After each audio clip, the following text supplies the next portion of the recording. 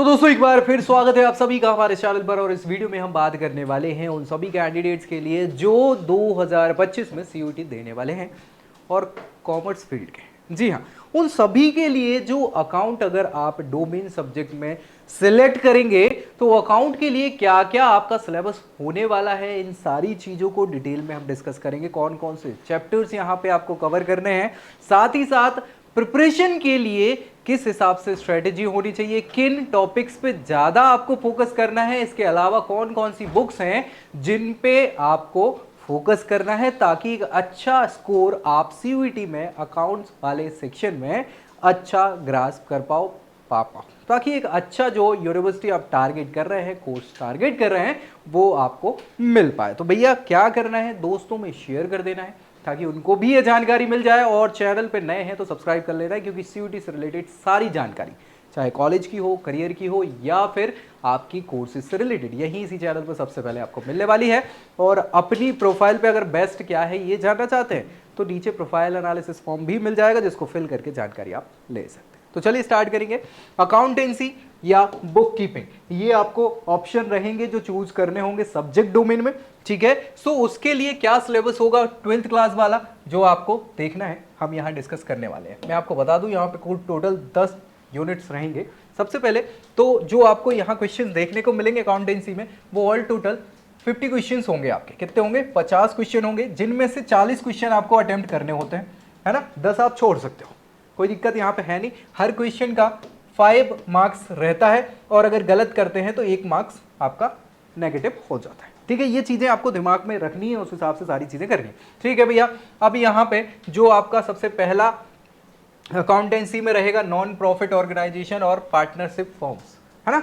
उसमें यूनिट 1 जो रहेगा उसमें नॉन प्रॉफिट ऑर्गेनाइजेशन, उसका मीनिंग, एग्जाम्पल, रिसीट, पेमेंट्स, उसके मीनिंग, कॉन्सेप्ट, फंड बेस्ड और नॉन फंड बेस्ड अकाउंटिंग, साथ ही साथ preparation of income and expenditure account, balance sheet, receipt के लिए पेमेंट अकाउंट, एडिशनल इंफॉर्मेशन, सारी चीजें यूनिट 1 की रहेंगी जो आपको अच्छे से देख लेनी है, पढ़ लेनी है। उसके बाद हम बात करें यूनिट 2 की, तो यहां पे अकाउंटिंग पार्टनरशिप का आपको पढ़ना है, जिसमें आपको नेचर ऑफ पार्टनरशिप फॉर्म देखना होगा, साथ ही साथ पार्टनरशिप डीड, उसकी मीनिंग, उसका इंपॉर्टेंस, साथ ही साथ फाइनल अकाउंट ऑफ पार्टनरशिप, इसमें fixed versus fluctuating capital, division of profit among partners, profit loss appreciation है, एप्रोप्रिएशन अकाउंट, ये सारी चीजें आपको यहां सेकंड यूनिट में देखनी होगी जहां से क्वेश्चन आपके आ जाएंगे। थर्ड यूनिट की अगर हम बात करें तो थर्ड यूनिट आपका जो रहेगा वो रहेगा रिकंस्टिट्यूशन ऑफ पार्टनरशिप। इसमें आपको changes in profit sharing ratio among the existing partners, sacrificing ratio, इसके अलावा गेनिंग रेशियो, ये सारी चीजें रहेंगी। तो उसके बाद accounting for revaluation of assets, liabilities, distribution of reserve and accumulated profits, goodwill रहेगा, गुडविल का नेचर, फैक्टर्स जो उसको अफेक्ट करते हैं, methods of valuation, average profit, super profit, multiplier और कैपिटलाइजेशन मेथड, ये रहेगा। एडमिशन ऑफ पार्टनर, इसमें आपका effect of admission partner, change in profit sharing ratio, account treatment for goodwill, revaluation of assets, liabilities, reserve और adjustment of capital, ये चीजें रहेंगी। Retirement, death और पार्टनर की अगर हो जाती है तो उससे related change in profit sharing ratio, accounting treatment, goodwill, revaluation of assets and liability, adjustment of account profit, ये सारी चीज रहेगी। फोर्थ यूनिट की बात करें तो यहाँ डिसोल्यूशन ऑफ पार्टनरशिप फॉर्म रहेगा जिसका मीनिंग, सेटलमेंट अकाउंट, सारी चीजें आपको देखनी होंगी। उसके अंतर्गत सारी चीजें जैसे preparation of realization account, related account, इसके अलावा distribution, sale of company, insolvency of partner, ये सारी चीजें आपको देखनी होंगी। फिर बात करें यहाँ पे जो अगला हमारा सेक्शन हो जाएगा उसमें कंपनी अकाउंट और फाइनेंशियल स्टेटमेंट एनालिसिस रहेगा, जिसमें fifth unit account for share and debenture capital, जिसमें share capital, accounting for share capital, इसके अलावा यहाँ पे उनसे related fourth feature share, presentation of share and debenture capital in company, balance sheet, issue of debenture, उसमें जो भी premiere है, डिस्काउंट है, ये सारी चीज़ें आपको देखनी पड़ेंगी। हाँ, रिडेम्पशन ऑफ द डिवेंचर और out of proceeds of fresh issue, accumulation profits और सिंकिंग फंड, ये सारा आपका यहाँ पे यूनिट में होने वाला है। छठवें यूनिट की बात करें तो छठवां यूनिट जो रहेगा आपका एनालिसिस ऑफ फाइनेंशियल स्टेटमेंट होगा। Financial statement of a company, जिससे रिलेटेड सारे सिंपल फाइनेंशियल स्टेटमेंट होंगे, उसके अलावा जो भी प्रिस्क्राइब्ड फॉर्म होंगे, मेजर हेडिंग ओनली, ठीक है, आपको पढ़ना है। फाइनेंशियल एनालिसिस होगा, टूल फॉर फाइनेंशियल एनालिसिस आपको पढ़ना होगा, अकाउंटिंग रेशियोज आपको पढ़ने होंगे जिनके मीनिंग ऑब्जेक्टिव्स आप होने चाहिए। टाइप ऑफ रेशियोज में आपको देखना है लिक्विडिटी रेशियो, सॉल्वेंसी, इसके अलावा activity ratio, turnover, fixed asset turnover, ठीक, इसके अलावा current asset turnover, profitability ratio होगा जिसमें आपका gross profit, operating ratio, net profit ratio, return और इन्वेस्टमेंट, इसके अलावा earning per share, dividend per share, profit earning ratio, ये सारे के सारे आपके टाइप ऑफ रेशियोज में आपको पढ़ने होंगे। फिर हमारा 7th यूनिट रहेगा। 7th यूनिट की अगर हम बात करें तो यहाँ पे statement of change in financial position, जिसमें कैश फ्लो स्टेटमेंट आ जाएगा, उसका meaning, objective, preparation, adjustment related to depreciation, dividend, tax, sales, purchase, non current asset, ये सारी चीज़ें रहेंगी। ठीक है भैया, ICAI के द्वारा जो इशू किए गए स्टैंडर्ड है उसके हिसाब से ये रहेगा सारा। फिर आ जाएगा कंप्यूटराइज्ड अकाउंटिंग सिस्टम, हाँ CAS जिसको बोलते हैं। इसमें यूनिट 1 आपका रहेगा, क्या क्या रहेगा, overview of computerised accounting system, इसके अलावा कॉन्सेप्ट रहेंगे, फीचर्स रहेंगे, स्ट्रक्चर रहेगा, ठीक है।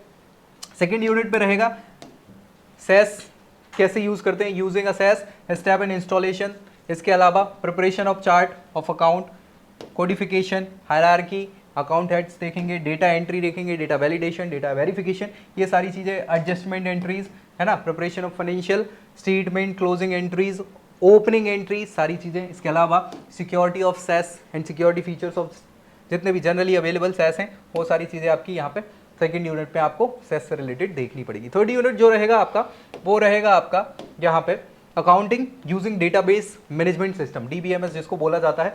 सो उसके कॉन्सेप्ट रहेंगे, ऑब्जेक्ट रहेंगे, टेबल, क्वेरीज, फॉर्म्स, रिपोर्ट्स रहेंगे, डेटा टेबल्स को कैसे क्रिएट करेंगे अकाउंटिंग के लिए, query, forms, reports generating, accounting information, application हो जाएगा, ठीक है। इसके अलावा यहाँ पे रिकॉर्ड, सेल्स रिपोर्ट्स, सारी प्रोफाइल, पेटी केस रजिस्टर, ये सारी चीज़ें आपको इस यूनिट पे देखनी होगी। चौथा यूनिट जो रहेगा वो accounting application of electronic spreadsheet आपको पढ़नी होगी, जिसमें भैया आपका concept of electronic spreadsheet, ES कहा जाता है इसको, feature of offered by electronic spreadsheet, application of electronic spreadsheet, preparing depreciation schedule, loan repayment schedule, payroll, accounting और बहुत सारी अलग कंपनी से रिलेटेड आपको ये पढ़ने होंगे, ES से रिलेटेड, ठीक है भैया। थर्ड यूनिट और फोर्थ यूनिट हो जाएगा। तो ये सारे के सारे आपके ऑल टोटल यूनिट्स हैं जो आपको अकाउंटिंग में या अकाउंट और बुक कीपिंग वाले सब्जेक्ट डोमेन को अगर आप चुनते हैं तो आपको रहेगा आपका सिलेबस। अब भैया इनमें हमें एरिया ऑफ फोकस कौन से ज़्यादा आप यूनिट पे या टॉपिक्स पे ज़्यादा फोकस करना वो देखना है।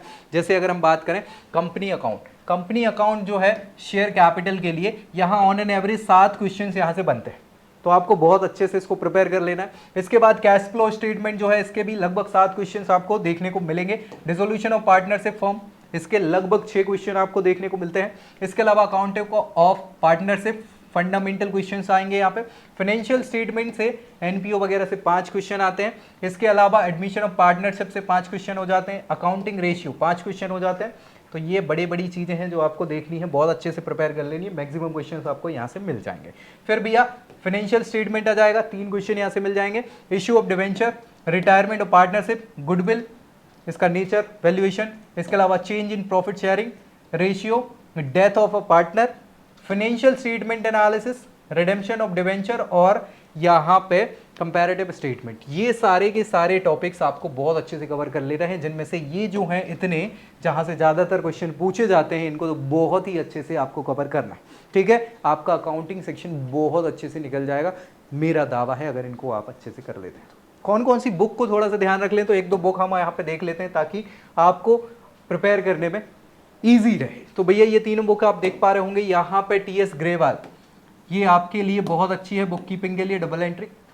इसके अलावा NCERT तो आपके लिए हमेशा साथी है ही और रहेगा, ठीक है। मैक्सिमम क्वेश्चंस आपको NCERT सॉल्यूशन से मिल जाएंगे, हाँ डायरेक्टली मिल सकते हैं। इसके अलावा भैया करंट पब्लिकेशन की जो है करियर एक्सेलेंस CUET से रिलेटेड गाइड आपको मिल जाती है, अकाउंट वाली, तो वो देख लो भैया। इनमें आपका मैक्सिमम क्या 95% कवर हो जाएगा सिलेबस अकाउंटिंग का।